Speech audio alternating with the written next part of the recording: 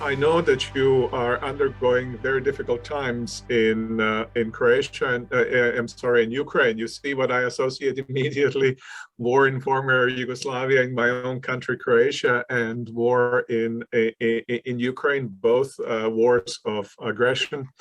And I do want to express my solidarity. I will tell you just a little story from yesterday.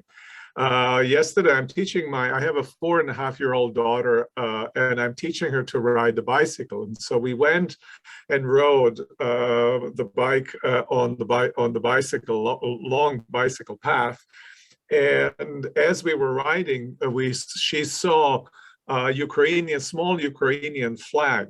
And she says, "Daddy, look at that Ukrainian flag." And so we picked up that flag, and then as she was riding the bike, she was carrying the Ukrainian flag the entire time. She knew, of course, of it because she often asks us to pray for Ukrainians, and she prays herself. And we went after the bike ride into a grocery, a large supermarket, and she was holding the flag as we were shopping, so that we were asked, "Are you folks come from Ukraine?" No, we just feel solidarity with Ukrainians there. So. So that just to express that my family, people around me are with you in spirit, if we cannot be in person. Now, as to my lecture today, or my presentation today, I think it would be wiser for me not to give you an extended lecture. I have sent in advance materials for you to read. Hopefully you can do something with those materials. And my sense would be that we should engage in a discussion. And the reason for that is that I think, especially in situations in which you find yourself, but actually also in situations in which most people find themselves all of the time, situations are always concrete. They're always particular, and theological statements in books are, by their very nature, often abstract, or they are not necessarily tied to particularities of situation in which we find ourselves. And so I think it would be very useful for us then to be able to talk much more concretely than what I was able to do in these books. Nonetheless, or in this text that I've sent you. Nonetheless, I think also it would be important for me just to give you a bit of a background and some of the most important insights of these books, so as to give us all a foundation for our discussion. So my plan is simply to say a few words about Exclusion and Embrace, the book Exclusion and Embrace, and then to do the same about the book Flourishing, and in particular about the text that has been assigned for you. Now, as some of you know, the book Exclusion and Embrace was written with the war in former Yugoslavia in view. You will note that the situation at certain periods was very similar to the one in which Ukraine finds itself, where about 1/3 of Croatian territory was occupied, and was occupied by Serbian forces, and a large portion of the motivation for the war. And of course, as you well know, wars have never single cause. And anybody who tries to explain any war by appeal to a single cause is likely making a failure. In fact, when I was teaching a course, of which I will speak later, on faith and globalization, out of which Exclusion and out of which Flourishing book arose, I had a little mantra which I was giving my students when they asked me what was the cause of war, and I said, all monocausal explanations are suspect. None of them quite work, explanations that have a single cause. But certainly, because causes are often political, they're often economic, they're cultural, they can be religious, and so forth. But one of the important causes of the war in former Yugoslavia, as I think is true also of the war in Ukraine now, or aggression on Ukraine now, is a certain sense of religious identity and the feeling that the cradle of civilizational cradle and religious cradle of a country has now no longer belongs or doesn't belong to the very country which identifies with it. In Serbia, this was Kosovo, and clearly in Ukraine, as I understand the situation, this is Kiev and what Kiev means for the entire orthodoxy in that part of the world. So the sense of the loss of cradle of civilization and of religion was what motivated in a significant way that war. Now, as I was reflecting about that war, I found myself in a deep tension. Obviously, a country was violated, and not just the country, but concrete peoples have been violated. They've been occupied, emptied of their population. Refugees were not as many as in Ukraine, but Croatia is also a smaller country. And then the response to that on my part was, I'll give you the honest response, which it was, give me a few B-52s and we can solve that problem relatively quickly. Now that might not quite apply to Ukraine, but the sentiment, I think, might very well apply. And I remember also then kind of stopping myself in the midst of thinking in those terms and asking, well, how would you respond, not simply as a wounded, violated person belonging to a violated nation, but how would you respond to this situation as a Christian? Is the Christian response and kind of viscerally human response, are they identical, or is there a distinction between the two? Let me stop just for a brief moment and ask, how does this work with translation? Am I going too fast?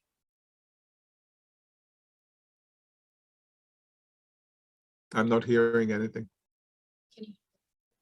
I don't hear the interpreter. Let's see, what am I supposed to do? So Haras. I see. So everything is okay. Is it okay? Yes. Everything fine. Fine, great. Okay, thanks so much. So this was in a sense my question, and especially when one thinks that at the heart of the Christian faith is the crucifixion of Jesus Christ. And the crucifixion of Jesus Christ not simply as a kind of symbol, or not simply as a religious means to atone for our sins, but crucifixion that was part of a life of Jesus Christ within an empire, in order to recall the part of the title of the course of which this is a part, and that precisely the conflict both with the religious establishment of the day as well as political powers of the day has led to the crucifixion of Jesus Christ. For those of you who are interested more in reading about that aspect of crucifixion, I think if you take a look at The Crucified God of Jürgen Moltmann, there's a chapter on the way of Jesus Christ, and that chapter then sketches precisely, situates the cross of Christ in the religious and the political. And one can say also, Moltmann doesn't say that, but his student Michael Welker has emphasized that in the context of a public opinion, because that's very, very important. It's not just that you had the religious leaders, it's not just that you had the political leaders, you also had a public opinion. And that's significant, was significant for me in Yugoslavia, because it's not simply that there's elites that supported the war, who are interested, but large swaths of population in Serbia has done so as well, which as I understand, is the situation in Russia today as well. So so how do I, who think that cross lies at the heart of the Christian faith, or even put it this way, how do I, who think, and you may disagree with me, how do I, whom a person who thinks that the love of enemy is central to the Christian faith, so that if you were to take out the love of enemy from the Christian faith, you would, I think, unchristian the Christian faith.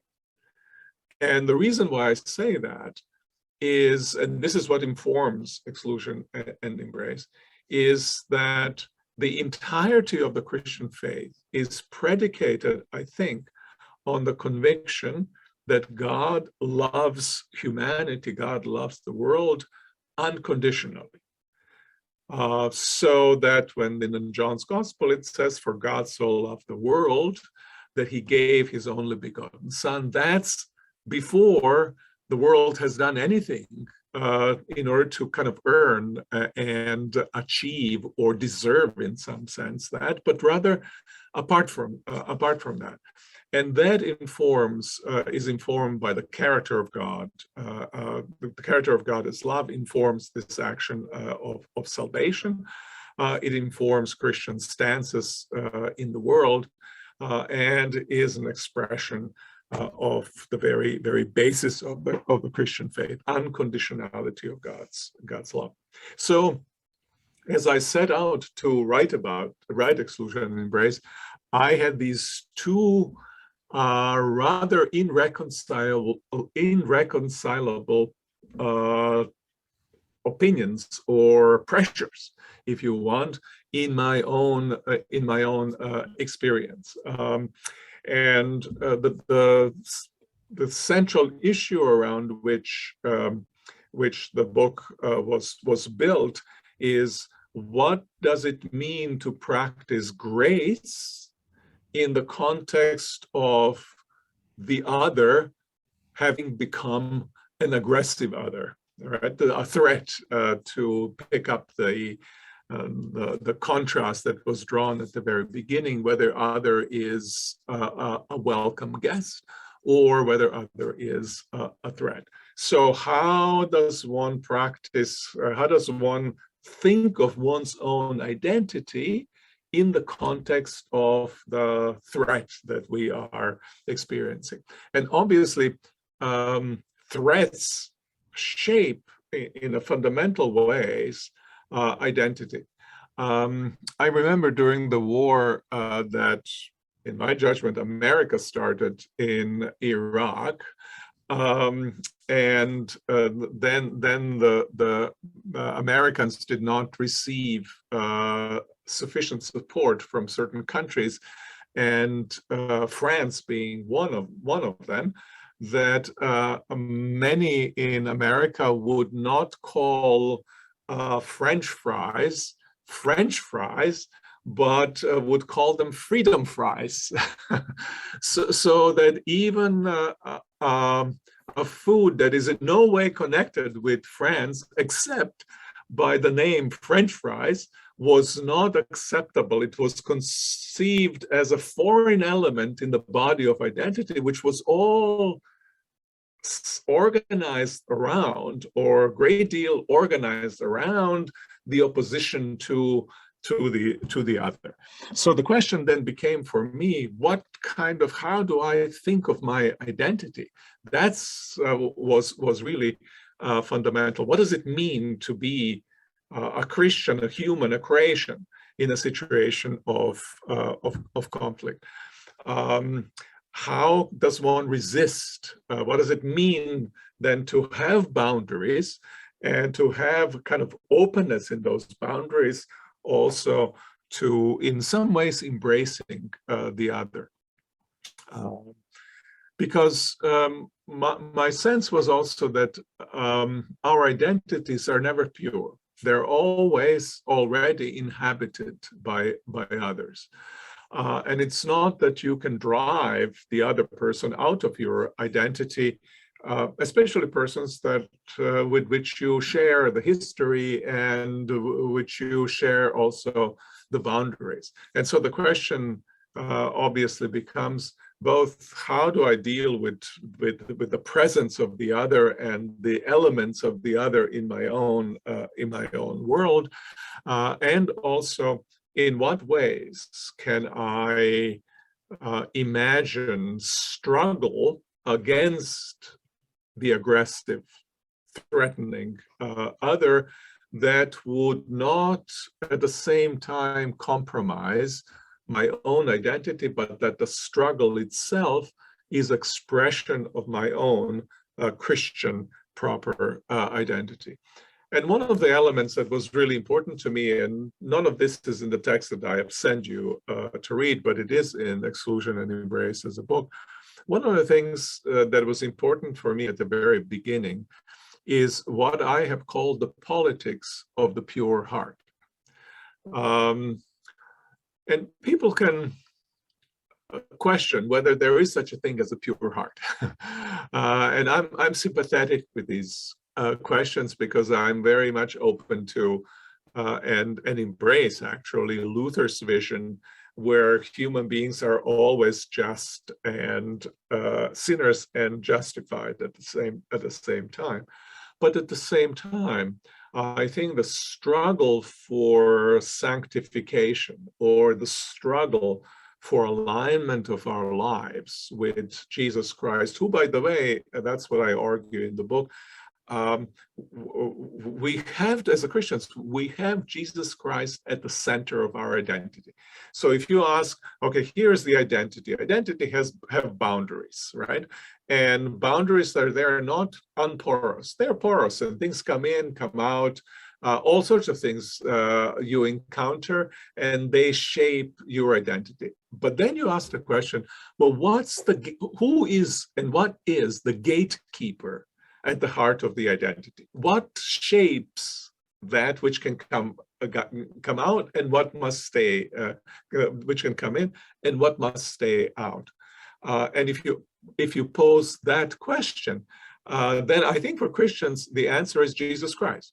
The gatekeeper is Jesus Christ. So whatever is compatible with Jesus Christ can come in. Whatever isn't compatible with Jesus Christ got to stay out.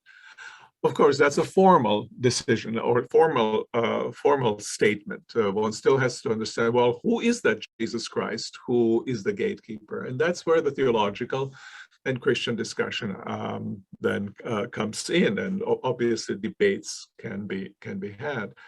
But my question, my conviction was, at the heart of Christian identity is Jesus Christ, and what's compatible with Jesus Christ, that can stay, and what's not, it has to somehow be pushed out of my identity. And that for me is then criterion for something like the politics of the pure heart, of keeping one's own fundamental commitment. So I'm rephrasing the politics of the pure heart, the keeping one's own fundamental commitments such or aligned with the character of Jesus Christ. And that seems to me one of the most fundamental things, especially in any situation in which Christian finds oneself, but also in situation, especially maybe in situation where we are existentially threatened. Because when we are existentially threatened, then only existence seems to matter. Only survival seems to matter, and that is absolutely understandable. At the same time, in the Christian faith, survival is not the highest of the values. but rather commitment to God. And that may be the most scandalous thing about the Christian faith of anything. I think one of the most scandalous stories in the Bible is Abraham's near sacrifice of Isaac. God tells him, sacrifice your son. Well, if God told me to kill myself, that'd be easier than if God told me to sacrifice my daughter. That doesn't happen, Mr. God, right? And yet the greatness of Abraham was that God was more significant, commitment to God was more significant to Abraham than a commitment to his nearest, than the commitment to himself, than the commitment to the future of entire project that Abraham was about, future of the promise that God made to Abraham. That is I think that sense, you have it in the life of Jesus, you have it also in the life of Job, you have it in the lives of some of the paradigmatic figures of the Jewish and Christian tradition. That stance, it seems to me, is the absolutely fundamental one for the Christian faith to have. How does that translate then into situations of war, in situations of violence, in situation of great endangerment, even if it isn't the question of war? That's something that is, I think, worth discussing and asking. What is it that in this particular situation, that very God who commands all of our allegiance is requiring for us? But that's the question that has to be asked. The question cannot be asked, and that's the uncomfortable part of it. The question cannot be asked, what do I need from the faith in order to help me to achieve the goal that I have at this particular moment? That can be a trivial goal, but that can be existentially fundamental goal for me. I think Christian faith lives or dies with this commitment to the primacy of the faith, and that's what I'm as a guide for action, and that's what I meant by the politics of the pure heart. One of the most important things is not to let the enemy capture the heart, as the enemy has captured the land or whatever else has enemy to capture, not to kill the heart, Christian heart, as the enemy has killed the dear one and those for whom we deeply care. Once one has this stance, I think one can then make determinations of how one acts in a particular situation. So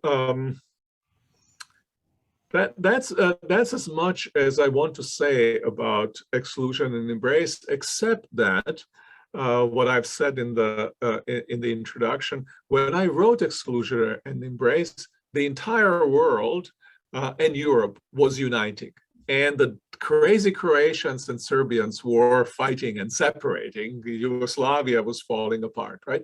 That's how it was perceived by Europe. The sense was kind of a liberal kind of globalization is on the upward march, and we're going to be creating the world of mutual interdependencies, and that's going to go all run smoothly. We will all become like the European Union was in the early 90s or something like that. Obviously, that was a huge mistake. Even then, one could see that globalization processes weren't just going smoothly, but that they were also causing kind of negative reactions. That is to say, the counter globalization trends were there, and the seeds for those were planted straight within the globalization processes, including, I think, the huge discrepancies in wealth that globalization perpetrated. So that at that time, it was kind of identitarian politics of identity was a marginal phenomenon, whereas we live in a moment where it is the defining feature of global realities of the global world. So some of the greatest, largest nations are in the grip of identity politics and authoritarianism, Russia being one example. So is China, so was Trump's United States, so is also India, so is also Brazil, and I can go with the list down the list with which you are familiar. That's a new situation in which we find ourselves, maybe a little bit more challenging. On the other hand, I think it's also an old situation. It's throughout the history, we've been more familiar with the world as it is emerging now than it was maybe 2 decades ago.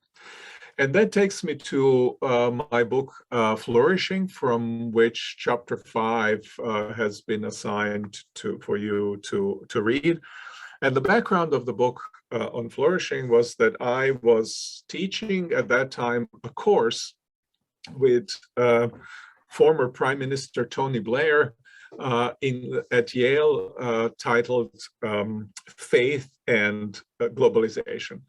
And he had a fairly simple view or simpler reason for which he wanted to teach a course like this. And the reason was stated exactly in the terms that I will state now. The entire world is uniting, and globalization is bringing world to unite, but religions are dividing the world. How can we figure out the way in which religions, faiths, great world faiths, can participate in this process of uniting the world rather than dividing the world? So hence faith and globalization. And faith there was construed more as a problem, as a sand is in the cogwheels of globalization than as some kind of resources, though marginally he was open with this for this idea. I, on the other hand, have always believed and have written earlier that faith ought to be understood also as a resource. That certain form of religion is violence-inducing, but that in response to these forms of religion, we need not less religion, but we need more and better religion, more faithful religion. So that there's a bit of a tension between two teachers in that class. And the other big tension was, of course, that I was a very early opponent of the Iraq War. I thought that the Iraq War was war of aggression, that it was an unjust war, that it could not be justified on Christian grounds, that it could not be justified on any other grounds, and that it ought to be condemned. He, on the other hand, was one of the most eloquent public proponents and justifiers or legitimizers of that war. So, and the book Flourishing that was written afterwards, I tried to vindicate, to argue for my position. We were supposed to write this book together, but in the end, it has proven impossible for various reasons. And the argument of the book as a whole is that the Christian faith, but also the great religious tradition, great world religions, can in fact be an asset in living in the complex world in which we find ourselves. And in part, they can be an asset because they emphasize the importance of transcendent goods, rather than being simply, as globalization processes were, around increasing the material well-being. And the basic idea is that human beings do not live by bread alone. And if you try to live by bread alone, there's never enough bread. You always fight over bread. Every bread that you take always has a bad aftertaste, and it's not a bad aftertaste because it's a bad bread, so that you have to create better forms of bread, nicer and better quality, and so forth. It tastes bad because bread can never, as such, satisfy our longing. We are made for transcendence, and only from that perspective, of embracing in my view, embracing the true God of Jesus Christ, can one actually find the proper appreciation also of the worldly good. So that was the basic thrust of that book. In the process, obviously, question then became, what do we do with this violent propensity that can be seen in the histories of all great religious traditions, and certainly can be seen in the context of Christian tradition? That it's not very difficult to find cases in the Christian history where religions, Christian faith, has given legitimized wars of aggression. You have experienced that, or experiencing it as we speak, and so do many others. Early on, even before the book, flourishing in the book called Public Faith, my argument has been that we need not less religion to have violent world, but properly understood more religion. We need, I use this contrast, instead of having a thin religiosity, we need what I call thick religion, and that's based on Clifford Geertz's notion of thin and then thick.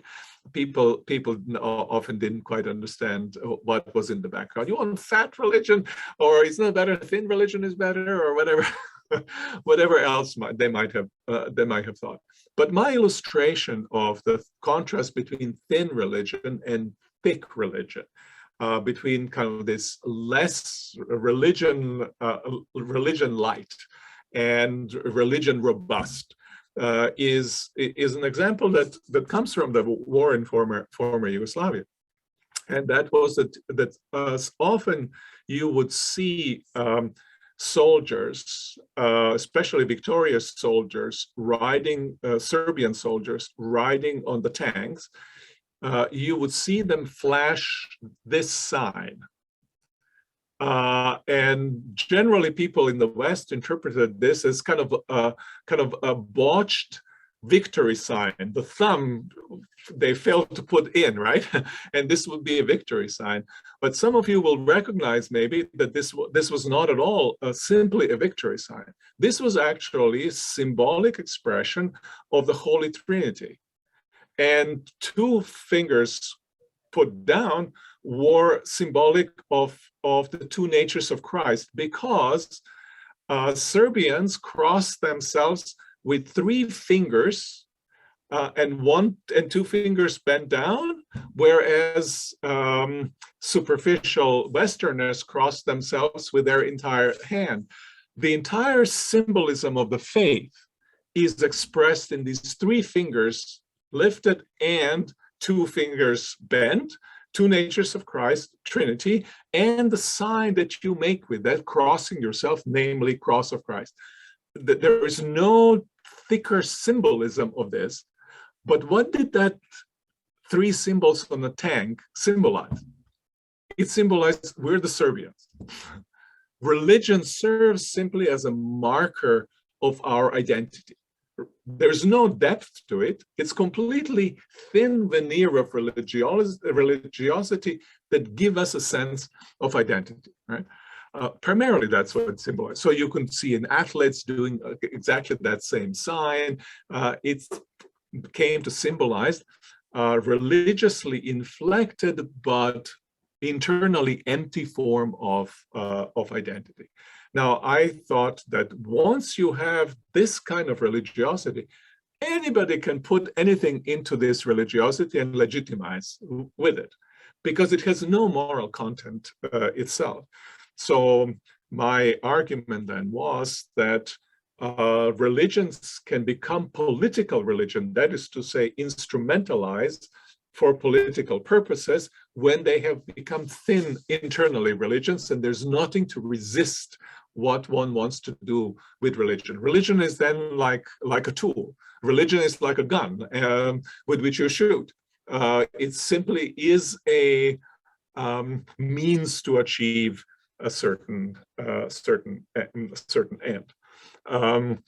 And that kind of retrieval of religion that makes a claim on our lives, even the claim of the kind that God made on Abraham, that God made on Job, that God made on Jesus Christ, that God made on Paul, even those kinds of that's the substance of the faith and not its outward appearance.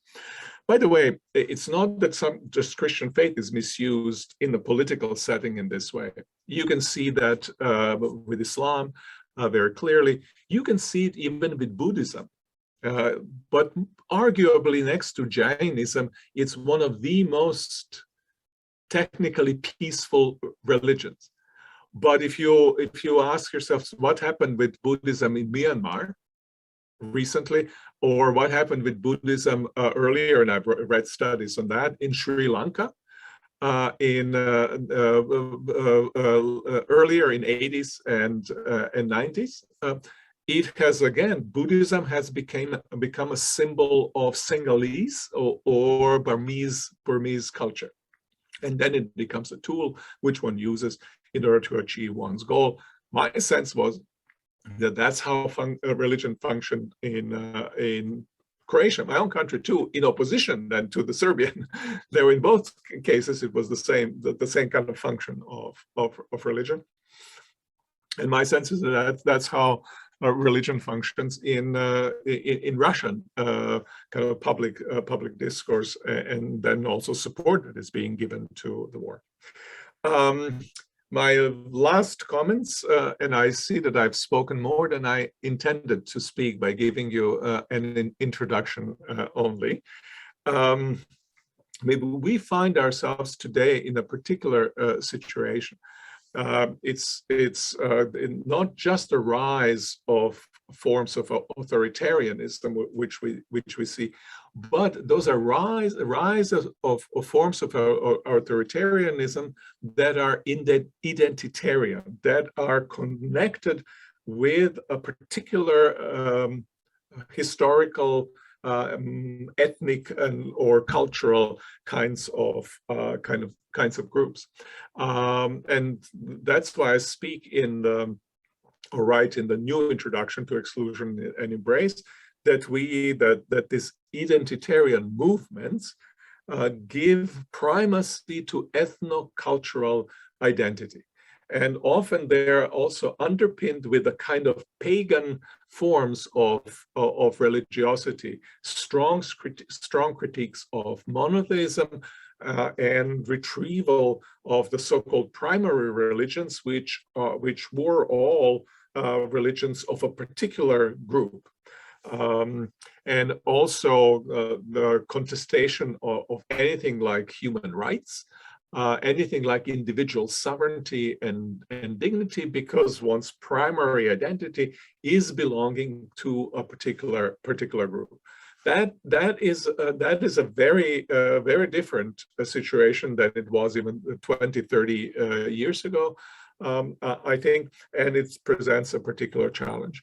And the second is that there's a kind of a legitimacy of violence in protection and expansion of one's own identity. That is clearly embraced.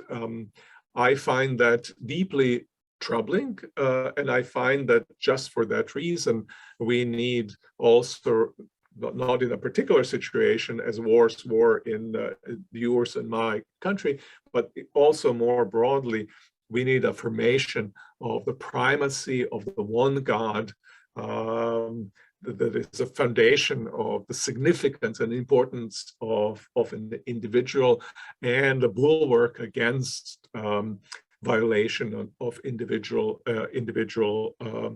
individuals' rights, while at the same time keeping open particular identities. It's not that then one has to have something like abstract cosmopolitanism. We're all individuals in the mass of humanity on the planet. One can have secondary identities, but they're secondary. They're not a primary. Primary identity is our human identity. Primary identity is the one in relation to God, which all human beings have. And this universality is being gradually lost. At least that's how I experience it. I was going to say 5 more minutes just to mention briefly what I might want to draw your attention to. And prior to doing that, I'll mention this. When I wrote Exclusion and Embrace, it was just at the end of the war in former Yugoslavia, and it was not a popular book in Croatia. It wasn't a popular book in Serbia either. And I was always prepared for it not to be popular. And I can also realize how what I'm saying may not be popular in Ukraine today. And I think I can live with that. I can understand why. I approach it with no judgment in that way. And maybe that's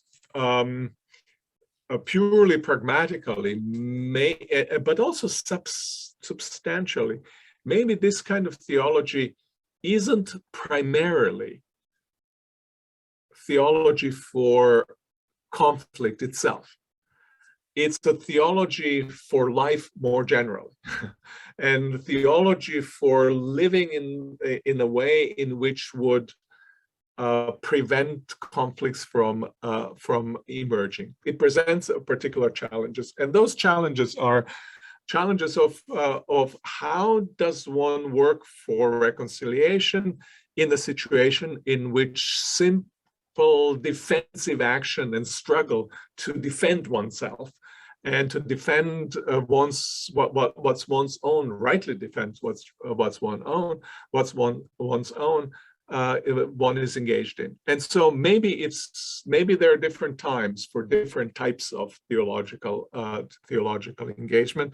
Unfortunately, I cannot give you much of a theology for defending the boundaries and defending from aggression. I can give something in terms of the processes of reconciliation. But it's good to have, even in the context of struggle, it's good to have those kinds of elements of reconciliation in view, just as it is important to keep one's heart pure, politics of the pure heart.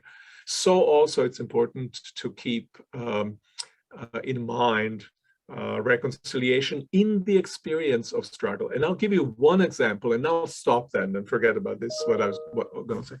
I'll give you one example. Some of you may know that I was in New York, actually speaking at UN and actually speaking on reconciliation at the very moment when the 2 planes had flown into, first plane, second not, had flown into Twin Towers. So I was speaking about reconciliation at the UN at that moment. And I remember also using a poem of Paul Celan, which is called Black Milk. Black milk of daybreak, we drink it in morning, we drink it at evening, we drink it and we drink it. And it's a long poem about Auschwitz. And then it has also lines in that poem. We shovel a grave in the air. This is talking about the furnaces, extermination furnaces. There you won't lie too cramped. And in some ways, attack on those towers was kind of shoveling of a grave up in the air, where burned bodies were in part going. But so I was in that experience, right? And we were being evacuated from New York at the time it was happening, or immediately after it happened, because nobody knew exactly what would occur. And it seemed to me at that moment, it is really important how I remember what was happening, because I can remember with kind of dogged insistent on payback and revenge, or I can remember with asking larger sets of questions of how the world like this has been constructed and how I might want to work against it. We can talk more about this, remembering in the moment. And I think first time when I had this idea of remembering in the moment was actually when I was interrogated in former Yugoslavia by Secret Service. How I remembered the person who interrogated me, what was going on in that very moment, was fundamental for my health, fundamental for my Christian identity stances. And that's a difficult thing to say, because I certainly did during interrogations. I felt my sphere of my agency severely restricted. It's not that I was a kind of, okay, let me see, how will I remember this now, right? When you're under this incredible pressure, right, you see, it seems like the only thing possible is for you to react, and that you cannot respond to the situation. And yet, it was possible. There was a space in which one could create a little bit of space to act in ways in just processing what's going on, such that it would diminish its poisonous effect in the future.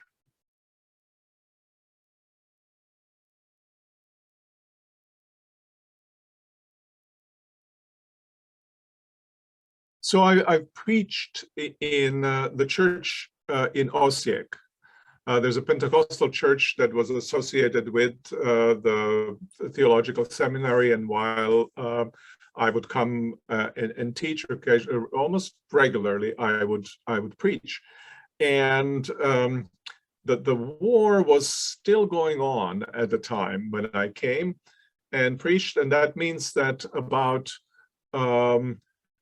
my recollection is between 1/3 and 1/2 of Osijek, the town in which we were refugees. It has swelled almost double of its size, full of refugees from just across the river where the line was. And I preached on the Psalm 134. By the rivers of Babylon, we sat and we sang, we cried, whatever we did. We sang our sad songs. And then that's where you find those verses. That's a typical imprecatory psalm. Blessed is the one who dashes your little ones against the rock. And that's directed against the Babylon. And you know, first part, most of my sermon was simply telling the story of Israel in the Babylonian captivity and how that was given expression in that psalm.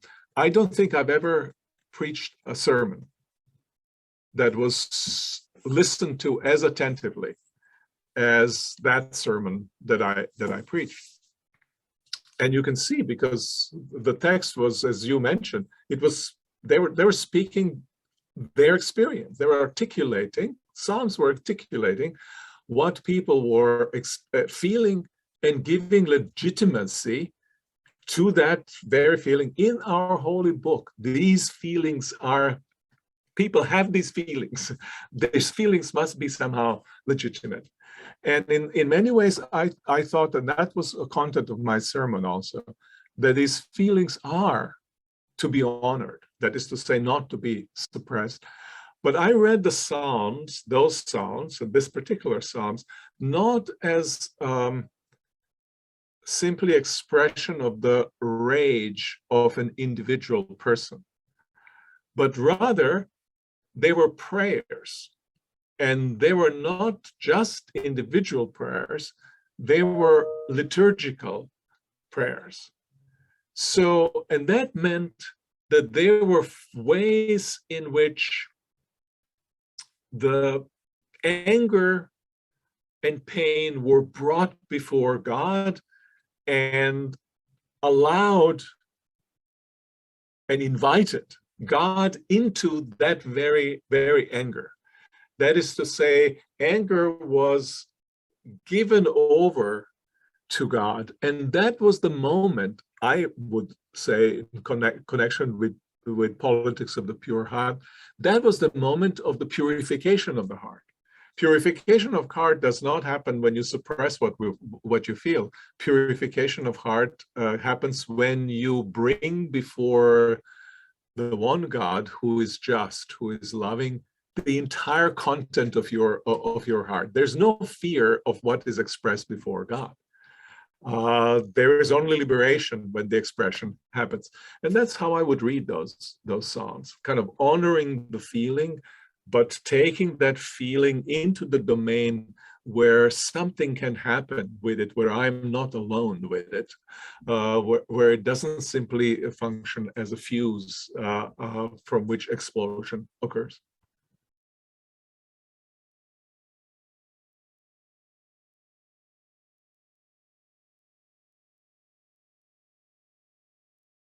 You know, my own thinking has been informed. I think I mentioned at the beginning that my father found God, or God found him actually, during Death March, and then later in the labor camp.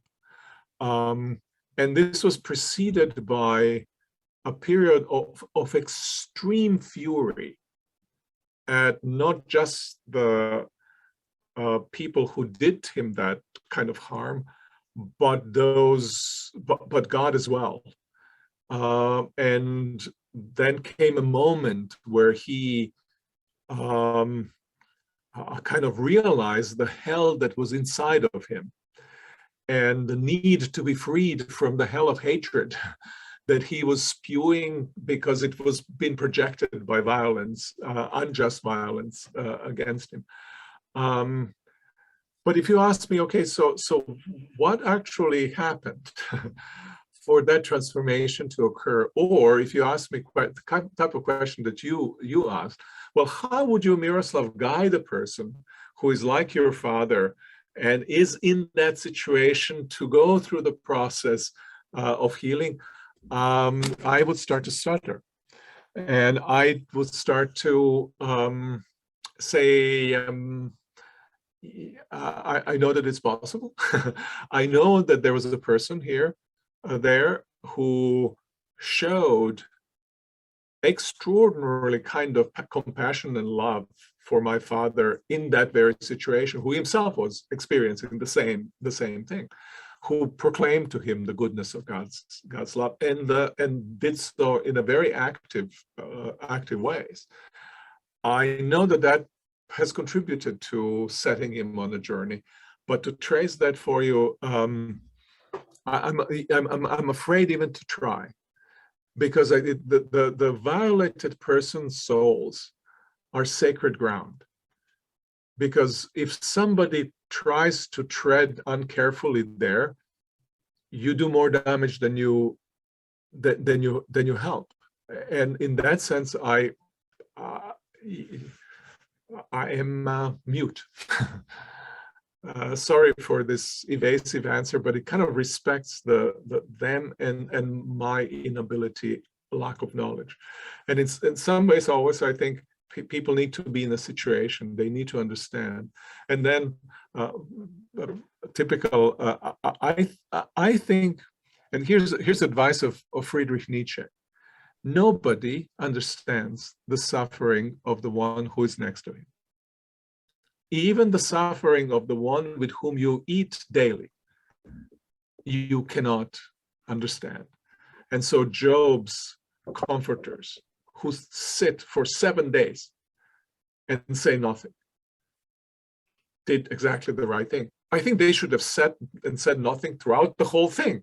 Poor Job would have not gone through ordeal through which they have put him.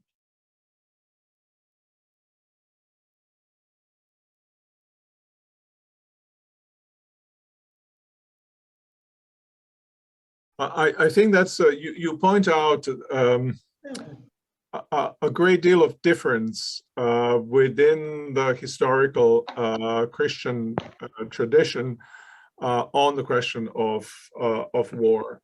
It seems to me, at least, that all the sources are at least requiring something like the classical just war theory, right? That classical just war theory would be then an expression of what is compatible with the command to love.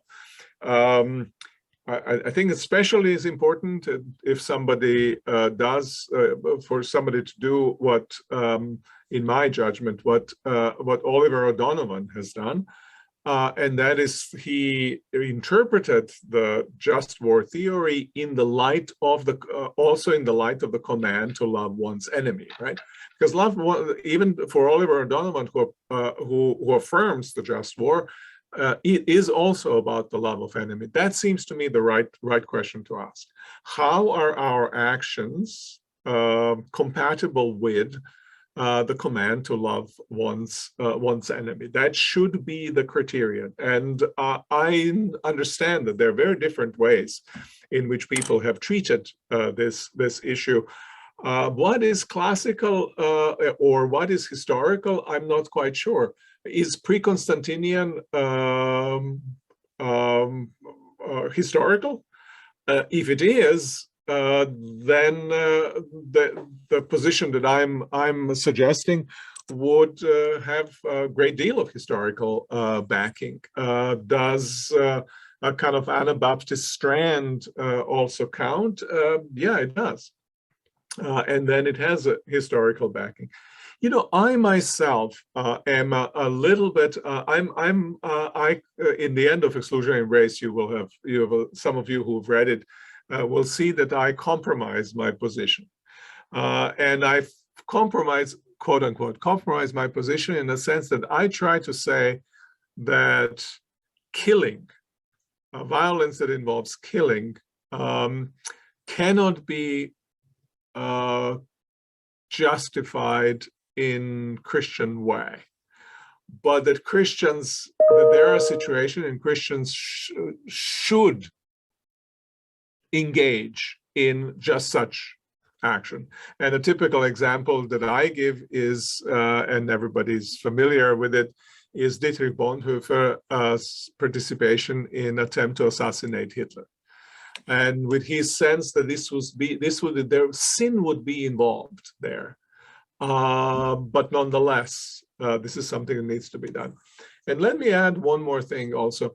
I understand if people want to, I think position that Christians have on just war is a historical, it's classic, and I may disagree with it, but I respect that position.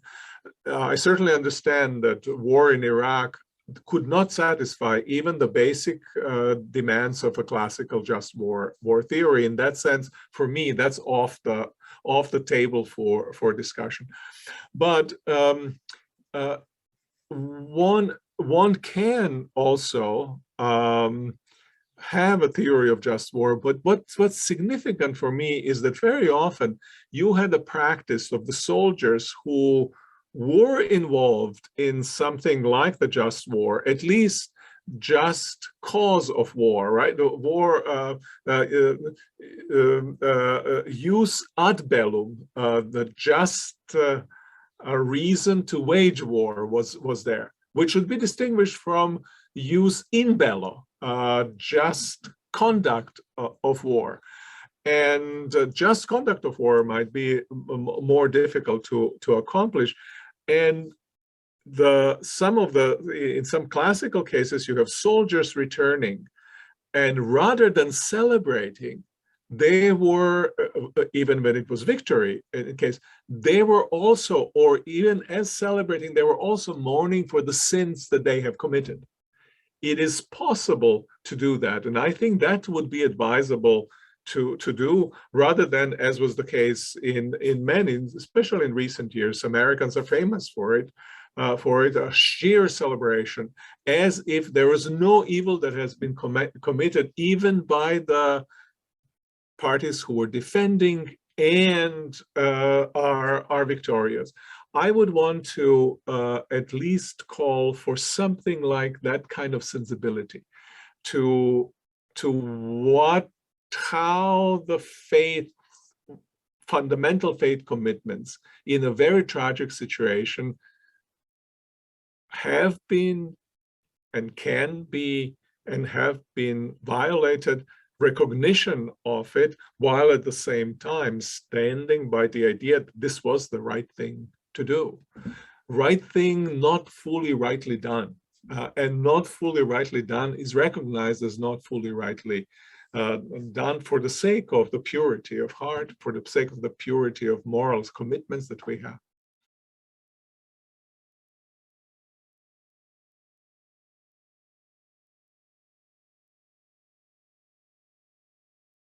Yeah, so in the second part, that we have to forgive now and forget now, I do not think that for quote unquote forgetting is a command, and strictly speaking, obligation. I think it's the gift of the successful process of reconciliation. So it's not, I think that forgiveness is a command, right? We have a responsibility, ethical responsibility to forgive. But we don't have ethical responsibility to forget. In order to forgive, you have to remember. Memory is a central dimension of forgiving, otherwise you don't have anything to forgive. So, and if you disagree on what you are forgiving, if you skew the memory of it, you're really not forgiving what you're supposed to be forgiving.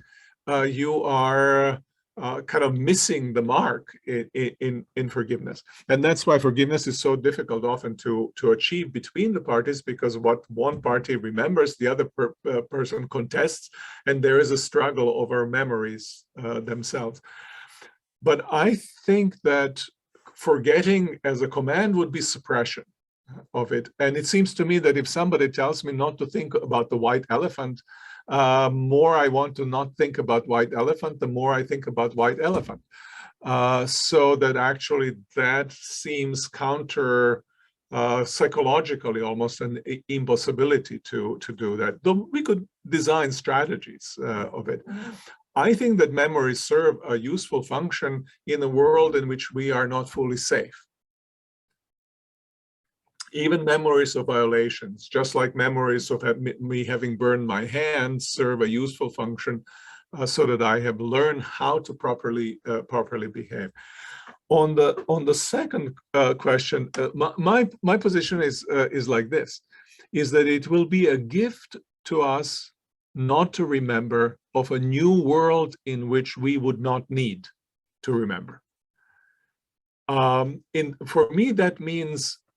I use the computer terminology very, very superficially, that I know very superficially.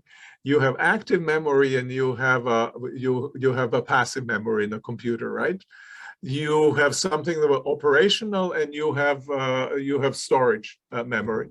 And my point is that if you wanted to sit in heaven, in some dark corner of heaven or whatever, close your doors and then put your covers over your head, and you start remembering. If you wanted to remember, you probably could. That is not deletion of memories, but rather you being placed in a situation in which these memories do not come to mind. You are surrounded, you are in glory, and in glory you're taken out of yourselves, and you live not remembering, and the reason you can do that is because you don't need to remember. Those memories serve no good function for you. In fact, they may be a temptation to use for negative use of something that had happened, and may be sign of your fully not being redeemed. That is to say, they may be sign of an open wound.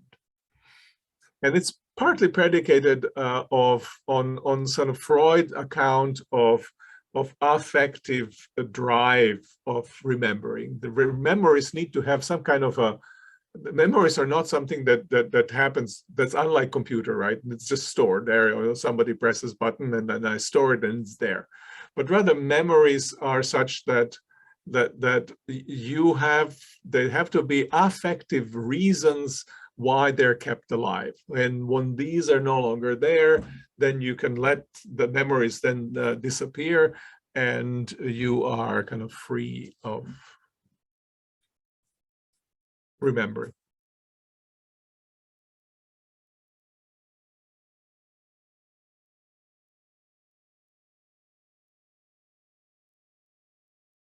So when I speak about various forms of remembering, or ways of remembering, right? I think I mentioned first seeking to remember truthfully. Right? So you can just let your memory run wild. But I think it's important to remember truthfully. It's not easy to do. It's very complicated, but to the extent that you can, remember truthfully. Second, I speak about therapeutic remembering.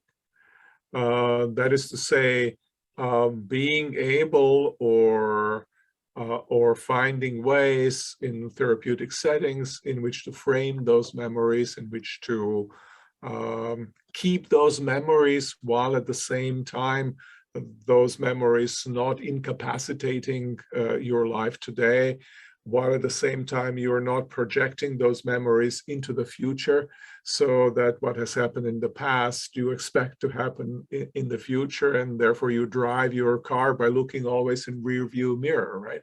Many accidents can happen when you do things of that sort. So there are a multiplicity of ways in which you haven't changed the content of memory, you have changed the place of that memory in your active life, how it functions. All of these things are, I think, very important in terms of dealing with memories. Or I speak about memories or violations suffered that influence and shape the way you respond to others, therapeutically and then ethically. I remember so as not to repeat what was done to me to somebody else. That also can be the way in which I remember. I can remember simply for the reasons, I've got to stay with this so that I can exact revenge, right? Or I can say, as Israelites were supposed to remember Exodus, remember that you were a slave in Egypt and that the Egyptians have mistreated you, therefore you should not do that. Now, none of these things, truthful remembering, therapeutic remembering, solidarity with oppressed memory, none of them has erased any of the memories. They're still alive memories, but you have still framed now those memories, and they make it possible for you to function. They haven't, as of yet, contributed anything to reconciliation. They have just made sure that you are not destroyed by your own memories, that you're leading the politics of the pure heart, right? With your own self. Now, it could be then that there are reconciliation steps that can be taken there, and for the reconciliation, two persons are necessary. It may be that certain kind of forgiveness, without necessarily deleting in any ways memories can occur in the sense that I can be free from resentment against what other persons have done in the past, though that becomes very difficult if that violator still continues to be there.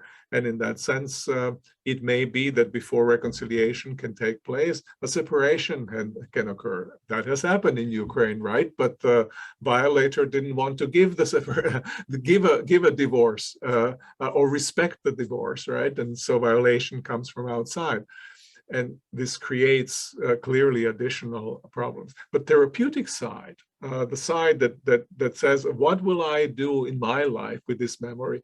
How will I live resiliently? That part can be still worked on and affirmed, even if the continuation of struggle is there.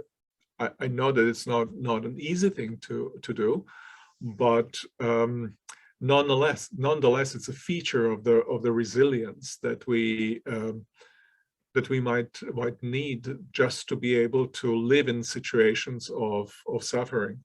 Now, my sense is also that one of the things that that I don't think will be hard to make a case from your experience, my experience is, Christian faith is there not just to help us overcome suffering and not just to deal with how do we explain suffering in context of God's belief in a just and good God, but what kind of resources does faith give me in order to be able to live with confidence in a situation of overwhelming suffering.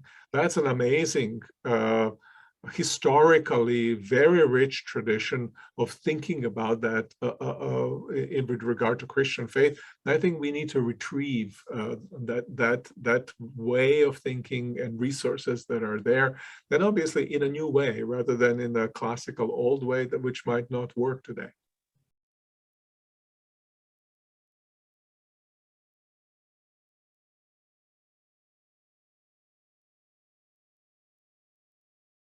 We don't have this, I'll put it in modern terms, we don't have this abstract cosmopolitanism. One person in relation to God, and the rest is just a mass of humanity, one-on-one in relation to God, or even as an organism, but all simply uniformly there. Languages are preserved in the coming kingdom of God, so that certain form of identities, group identities, they matter. Whether nation is that kind of an identity is an interesting question. That there's a lot of violence in formation of nations from language groups, right? Including violence against the language, right? So that I know that nations preserve languages, but on the other hand, they suppress all sorts of dialects and differences in order to create this unity, which often is artificially created. So we can have a long debates whether nations are really appropriate category. I tend to think that they're not unuseful, but we have to go about it very carefully, which indicates again that two identities that we have, national identity or cultural identity, is secondary. Any other identity is a secondary identity. It cannot be a kind of governing identity. It has to be subsumed, subordinated to the identity that is primary. So I've written, just finished a book which is titled Home of God. And the eschatological vision is the world as home of homes. So that we have multiplicity of homes. It's not that we have, it's just a home in which individuals are present, but it's a home of multiplicity of homes that themselves live in home-like relations. So if you imagine a home, a family, where people enjoy, love one another. Now you can transpose that to larger units, and you have multiplicity of units that can live healthily. Every home can live healthily if it's not living next to a home that wants to destroy it, right? We know that very clearly, but rather that lives in a good neighborhood home, whether that's the city homes, homes in the city, whether that's the homes within the nation, whether that's the regions within the nation or nations themselves. And so such an idea of home of homes, but it's God's home. And therefore the primacy of allegiance is to God's home rather than to our own individual homes.